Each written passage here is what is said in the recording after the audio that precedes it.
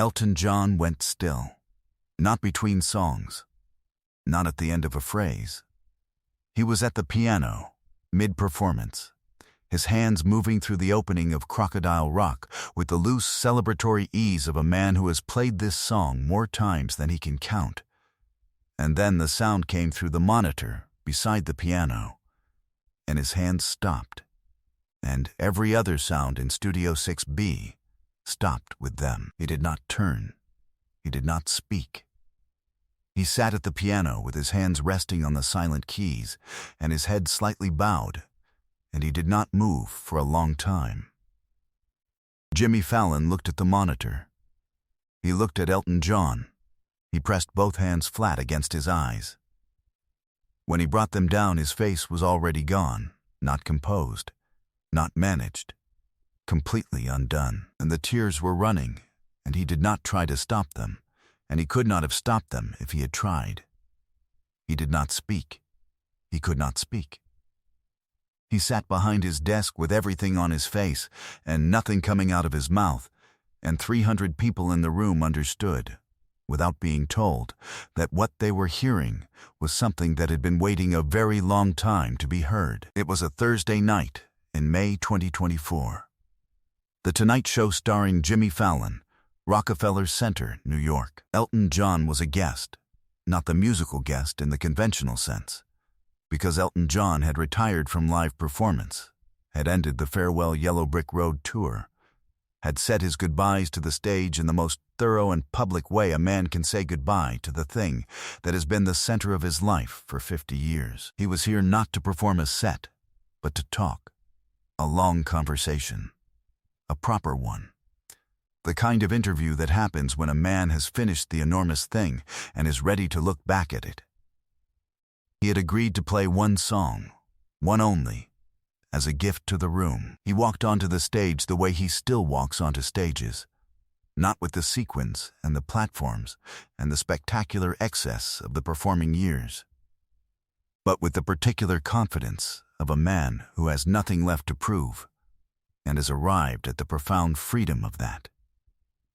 The audience gave him a welcome that was not routine applause, but something closer to gratitude, the specific gratitude of people who grew up with this music in the rooms where the important things happened and who understood they were in the presence of it for what might be the last time.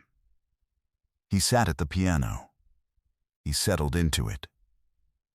He began to play Crocodile Rock, not as a performance, as a gift, with the ease of 50 years' love. And the room was full and warm, and the band was in behind him, and everything in Studio 6B was exactly as it was supposed to be. And then from the monitor beside the piano came a sound, not loud, not dramatic, just a recording. A voice, a man's voice, elderly, slightly roughened by age, singing along with the opening bars of Crocodile Rock in a wavering, imprecise, completely unself-conscious way, the way people sing alone in a room when they believe no one is listening. Not performing. Not amplified. Just singing. Elton John's hands left the keys. The monitor kept playing. The voice kept singing. 4 more bars. 5.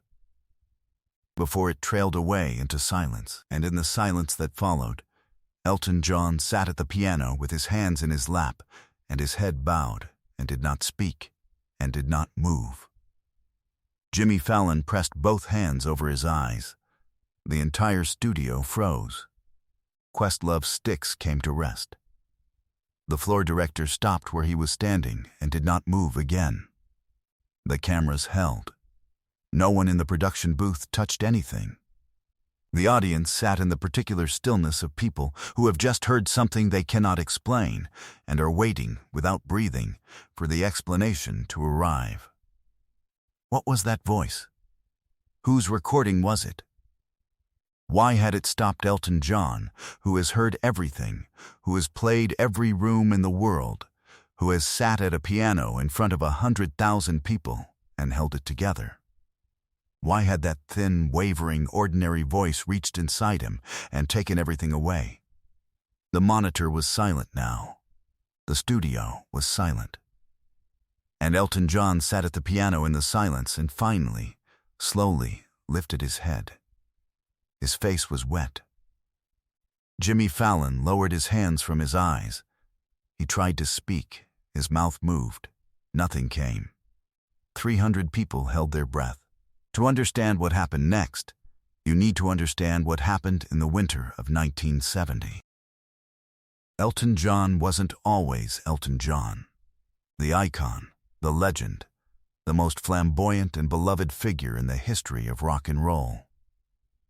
In January 1970, Elton John was 22 years old and had been a professional musician for 4 years, and famous for approximately none of them. He had written songs for other people, had played piano on sessions, had recorded an album the previous year called Empty Sky that had been released quietly and reviewed briefly and had not changed anything. He was signed to a label. He had a manager. He had a writing partner named Bernie Taupin, with whom he shared a peculiar and productive working arrangement. Bernie wrote the words, Elton set them to music. They rarely discussed the songs directly. The collaboration operated through a kind of mutual trust that was either unusual or impossible depending on how you looked at it. He was, in January 1970, a working musician with a second album nearly finished, and no particular reason to believe the world was about to find him. The album was Elton John, self-titled, the one that would change everything. It had been recorded. It was being mixed. It would be released in April. Elton did not yet know what it was going to do. Nobody knew. Albums do not announce their own significance in advance. He was living then in a flat in Northwood Hills, in northwest London, a flat that was comfortable and small and shared with 2 other musicians, and that had, in the front room, a slightly damaged upright piano on which Elton John spent the majority of his waking hours. He practiced the way dedicated pianists practice, not as rehearsal but as conversation, as the primary mode of being in the world. The piano was how he thought. It was how he processed. It was, at 22, the only place where he was entirely himself. The building had thin walls. Old construction, pre-war, sound moved through it the way sound moves through old buildings, freely, without asking permission. The flat below his was occupied by a retired schoolteacher named George Aldridge. He was 71 years old. He had spent 40 years teaching mathematics at a secondary school in Harrow and had retired the previous spring, and retirement had not suited him the way he had imagined it would. He had imagined quiet and rest and the long mornings with a newspaper. What he had found was that quiet was bearable only in moderate doses, and that the absence of a room full of children, whose noise and disorder he had complained about for 40 years, had turned out to be a kind of loss he had not anticipated. He lived alone. His wife had died in 1964. His children were grown and scattered, and the flat was orderly and silent in a way that felt less like peace than like absence. The piano through the ceiling was not always welcome. George Aldridge was not a music person by any particular formation. He had a record player and a small collection of records, and he listened to them the way people listen when music is company rather than passion. He had never played an instrument. He had no technical language for what he was hearing through the ceiling. But he noticed, over the weeks of January and February 1970, that the piano above him was doing something. Not practicing scales. Not running exercises. Building something. The same passages returning again and again, slightly different each time, the way a craftsman returns to a joint that isn't quite right yet, adjusting by fractions. He noticed that the playing had character, not mere competence, not performance, but a quality that he could not name precisely, and that kept him sitting in his armchair listening when he had intended to read. One evening in late February, he knocked on the door of the flat above his. He had brought up a piece of paper on which he had written down what he wanted to say, because he was a precise man and did not trust himself to say it correctly without preparation. Elton John opened the door. He has described this later, not publicly, not in interviews, in a private letter, as a surprise. He had not known anyone in the building paid attention to the piano. He had assumed the sound disappeared into the walls. George Aldridge looked at him for a moment. Then he read from his paper. He said, "I have been listening to you play for 6 weeks. I am not a musician, and I cannot tell you whether what you are doing is technically correct or technically remarkable. What I can tell you is that it has been the best part of every evening since January, and that I have found myself staying in to hear it when I might otherwise have gone out. I do not know your name. I want you to know that what you are doing matters to someone. That is all I came to say." He folded the paper. He put it back in his pocket. He went back downstairs. Elton John stood in the doorway of his flat for a moment. Then he went back to the piano and played until 2 in the morning. They spoke only 3 more times after that.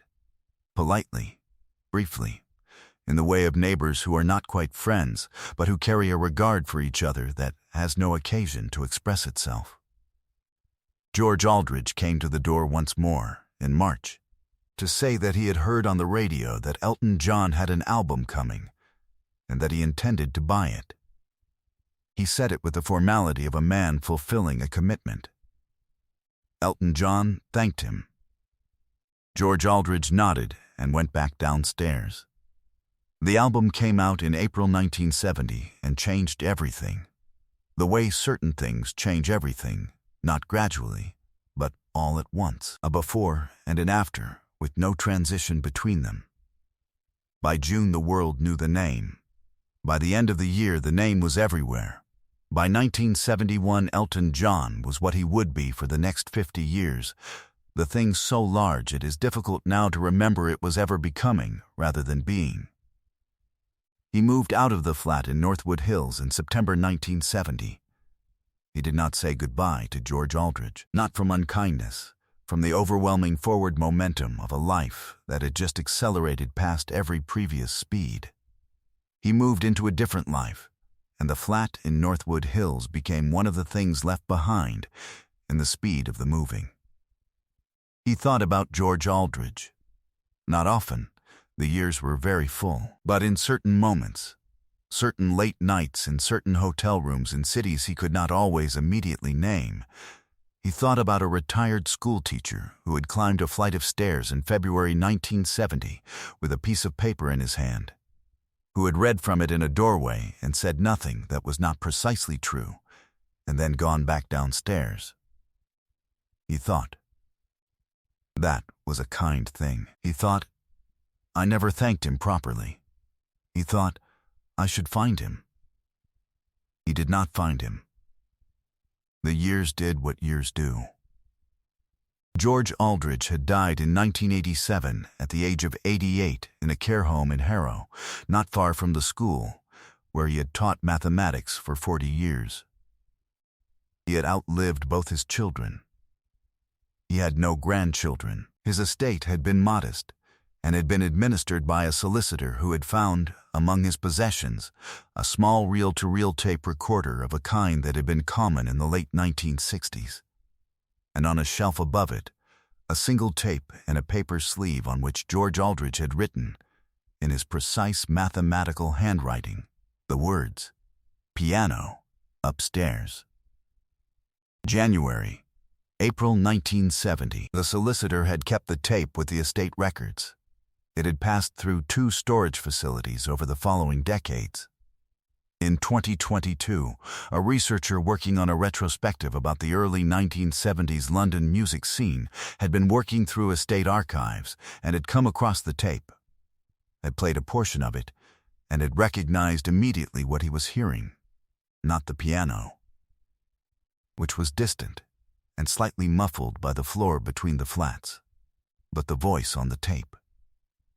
Because what he heard alongside the piano was George Aldridge himself in his armchair below, quietly singing along to what he was hearing, humming first, then the words when he knew them, then humming again, the unself-conscious singing of a man alone in a room who did not know he was being recorded and did not know the tape recorder was running, because George Aldridge had turned it on one evening to record a radio program and forgotten to turn it off, and the piano had started upstairs and he had sat down to listen.